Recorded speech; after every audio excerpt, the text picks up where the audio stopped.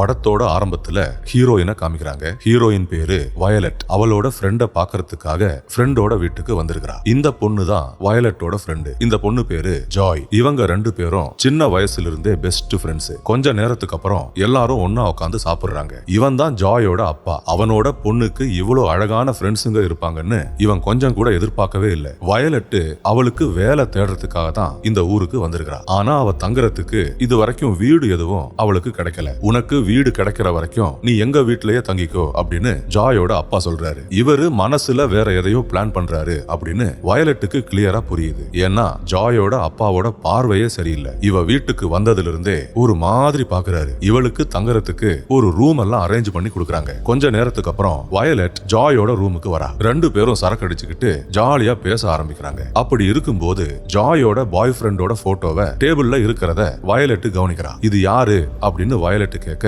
Joy சொல்றா, இவன் தான் என்னோட பாய் ஃப்ரெண்டு. எங்க ரெண்டு பேருக்கும் என்கேஜ்மெண்ட் ஆயிடுச்சு. அடுத்த மாசம் எங்களுக்கு கல்யாணம் அப்படின்னு ஜாய் சொல்றா. ஜாயோட பாய் ஃப்ரெண்டு பாக்குறதுக்கு ரொம்ப ஸ்மார்ட்டா இருக்கிறான். ஒரு பணக்கார பையன். இதெல்லாம் பார்க்கும்போது வயலட்டுக்கு ஒரே பொறாமையா இருக்கு. மறுநாள் ஜாயோட அப்பா ரொம்ப காஸ்ட்லியான ஒரு கார்ல உட்காந்து வேலைக்கு போறத வயலட் பாக்குறா. இந்த வீட்டுல எல்லாரும் எத்தனை மணிக்கு எழுந்துக்கிறாங்க, என்னெல்லாம் பண்றாங்க அப்படின்னு வயலட் எல்லாத்தையும் நோட் பண்றா. மனசுல வேற ஏதோ ஒரு பிளான் இவளுக்கு இருக்கு. ஜாய் வீட்டுல இல்லாத போது அவளோட ரூமுக்கு வந்து ஒரு டப்பாவை திறந்து பாக்குறா. அதுக்குள்ள ஜாயோட பாய் ஃப்ரெண்டு மைக்கேல் எழுதின லெட்டர்ஸ் எல்லாத்தையும் இவ பாக்குறா. இந்த லெட்டர் எல்லாம் பார்க்கும்போது பாய் ஃப்ரெண்டோட அட்ரஸ இவ கவனிக்கிறா. அந்த அட்ரஸ இவ நோட் பண்ணி வச்சுக்கிறா. அன்னைக்கு நைட்டு ஜாயோட பாய் ஃப்ரெண்டு இவங்க வீட்டுக்கு டின்னர் சாப்பிடறதுக்காக வரா. இவன் பேரு மைக்கேல். மைக்கேலும் ஜாயும் ரொம்ப சந்தோஷமா பேசுறத வயலட் ஒண்ணு விடாம கவனிக்கிறா. மைக்கேலை பார்க்க பார்க்க வயலட்டுக்கு ஒரே பொறாமையா இருக்கு. எனக்கு இப்படி ஒரு பாய் ஃப்ரெண்டு கிடைக்கலையே அப்படின்னு வயலட் ரொம்ப ஃபீல் பண்றா. மைக்கேலை எப்படியாவது கரெக்ட் பண்ணணும் அப்படின்னு மனசுல பயங்கரமா பிளான் பண்றா. அவன் கூட மேட்டர் பண்ணா எப்படி இருக்கும்னு கற்பனை பண்ணி பாக்குறா.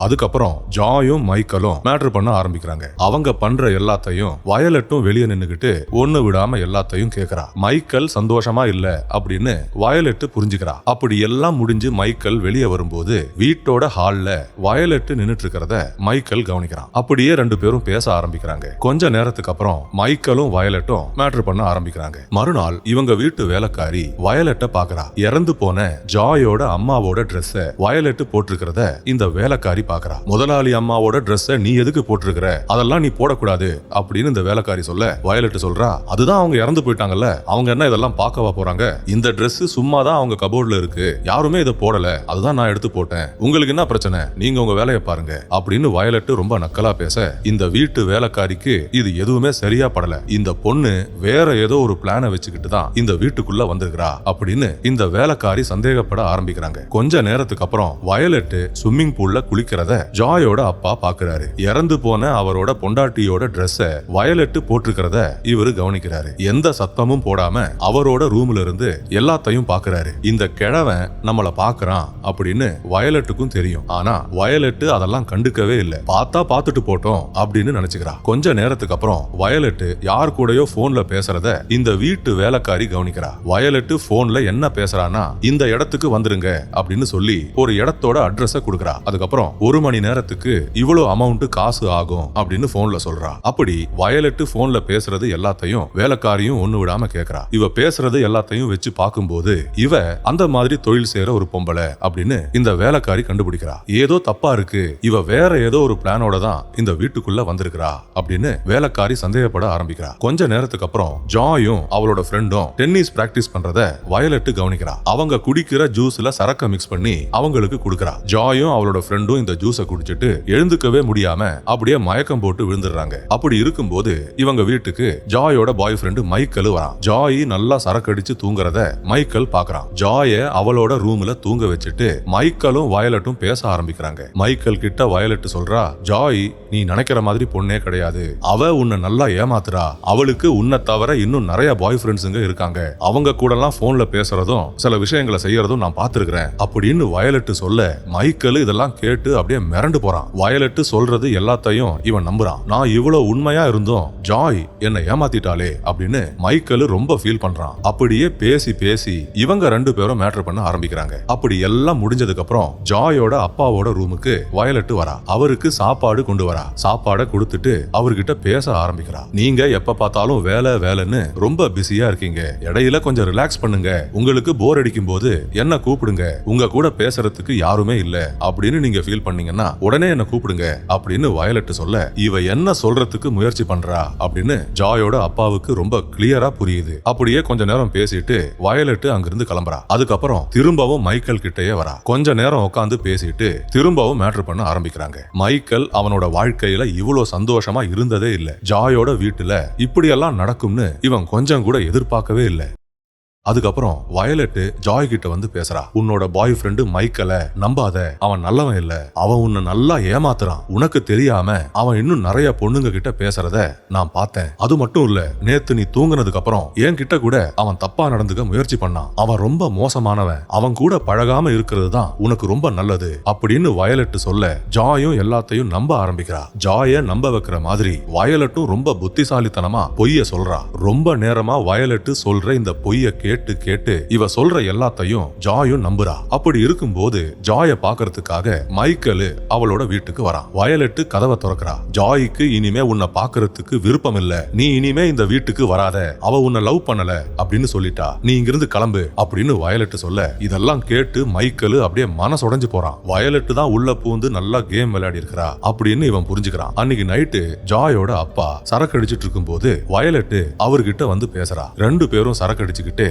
ரொம்ப ஜாலியா பேச ஆரம்பிக்கிறாங்க. கொஞ்ச நேரம் பேசினதுக்கு அப்புறம் ரெண்டு பேரும் மேட்டர் பண்ண ஆரம்பிக்கிறாங்க. மறுநாள் ஜாய் டென்னிஸ் பிராக்டிஸுக்காக வெளியே போகும்போது மைக்கேல் அவகிட்ட வந்து பேச முயற்சி பண்றான். எனக்கு ஒரே ஒரு சான்ஸ் கொடு, நான் எல்லாத்தையும் விளக்குறேன் அப்படின்னு கெஞ்சி பாக்குறான். என்ன நம்பு, நான் எந்த தப்பும் பண்ணல. வயலட் தான் உள்ள பூந்து நமக்கு இடையில சண்டை மூட்டி விட பாக்குறா. அவ தான் கேம் விளையாடுறா, நீ புரிஞ்சுக்கோ அப்படின்னு மைக்கேல் சொல்ல, அதுக்கு ஜாய் சொல்றா, எனக்கு இப்ப டைம் இல்ல, நம்ம அப்புறம் பேசலாம் அப்படின்னு சொல்லிட்டு அங்கிருந்து கிளம்புறா. அதுக்கப்புறம் இந்த வீட்டுக்கு வந்திருக்கிற வயலட்ட பத்தின உண்மையான டீடைல்ஸ இந்த வீட்டு வேலைக்காரி மெதுவா கண்டுபிடிக்க ஆரம்பிக்கிறா. இந்த வேலைக்காரி உயிரோட இருக்கிற வரைக்கும் நமக்கு பிரச்சனை தான் அப்படின்னு வயலட்டும் யோசிக்கிறா. நம்ம இந்த வீட்டுல நிம்மதியா இருக்கணும்னா இந்த வேலைக்காரியோட கதையை முடிக்கணும் அப்படின்னு சொல்லி இந்த வேலைக்காரிய கொலை பண்ணி அவ சாப்டரை அப்படியே க்ளோஸ் பண்றா. வீட்டுல யாருக்குமே சந்தேகம் வராத மாதிரி வேலைக்காரிய கொலை பண்றா. அவங்க பணத்தை எடுத்து ஒரு பாக்ஸ்ல போட்டு இந்த வீட்டுல யாருமே யூஸ் பண்ணாத ஒரு ரூம்ல ஒரு கபோர்டுக்குள்ள வச்சு அதை அப்படியே லாக் பண்றா. கொஞ்ச நேரத்துக்கு அப்புறம் மைக்கேல் வயலட்ட சந்திக்கிறான். போலீஸ்ல எனக்கு ஃப்ரெண்ட்ஸுங்க இருக்காங்க,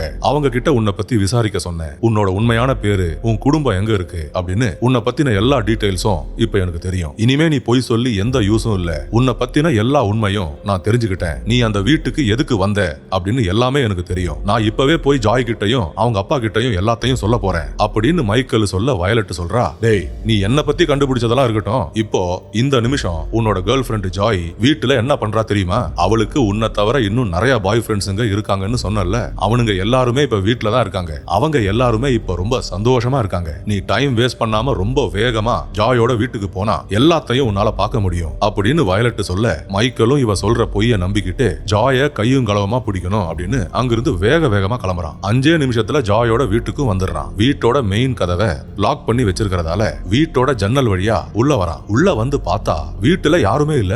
இவன் அப்படியே ஒரு ரூமா அப்படியே தேடி பார்த்துட்டு இருக்கும் போது வயலட் எந்த சத்தமும் போடாம அப்படியே வீட்டுக்குள்ள வந்து ஒரு உருட்டு கட்டை எடுத்து இவன் பின் மண்டையிலே அடிச்சு மைக்கேலோட கதைய அப்படியே முடிக்கிறான். அடி நல்லா பலமா பட்டதால மைக்கேலும் அப்படியே ஸ்பாட்லயே செத்து போறான். யாருக்கும் சந்தேகம் வராத மாதிரி மைக்கேலோட பணத்தை வீட்டுக்கு வெளியே கொண்டு வந்து இவங்க வீட்டுக்கு பக்கத்துல இருக்கிற ஒரு குளத்துல கொண்டு போய் போடுறா. அதுக்கப்புறம் டென்னிஸ் பிராக்டிஸ் எல்லாம் முடிச்சிட்டு ஜாய் அவளோட வீட்டுக்கு வரா. மைக்கேல் இங்க வந்தானா அப்படின்னு வயலட் கிட்ட கேக்குறா. மைக்கேல் இங்க வரல அப்படின்னு வயலட்டும் போய் சொல்றா. அப்படி இருக்கும்போது வயலட்டோட காதுல ஜாயோட அம்மாவோட கம்மல் இருக்கிறத ஜாய் கவனிக்கிறா. எங்க அம்மாவோட கம்மல் நீ எதுக்கு எடுத்து போட்டிருக்கிற அப்படின்னு ஜாய் கேட்க வயலட்டுக்கு என்ன பதில் சொல்றதுன்னே தெரியல. அப்படியே முழிக்கிறா. இவ இந்த வீட்டுக்கு வந்ததுக்கு அப்புறம் தான் நிறைய பிரச்சனைகள் நடந்திருக்கு அப்படின்னு ஜாய் மனசுக்குள்ள யோசிக்கிறா. உடனே வயலட் கிட்ட சொல்றா, நீ தங்குறதுக்கு வேற ஏதாவது ஒரு வீட்டை நீ அரேஞ்ச் பண்ணு, நீ இங்க இருந்து கிளம்புறது தான் எல்லாருக்குமே நல்லது அப்படின்னு ஜாய் சொல்றா. ஜாய் உஷாராயிட்டா.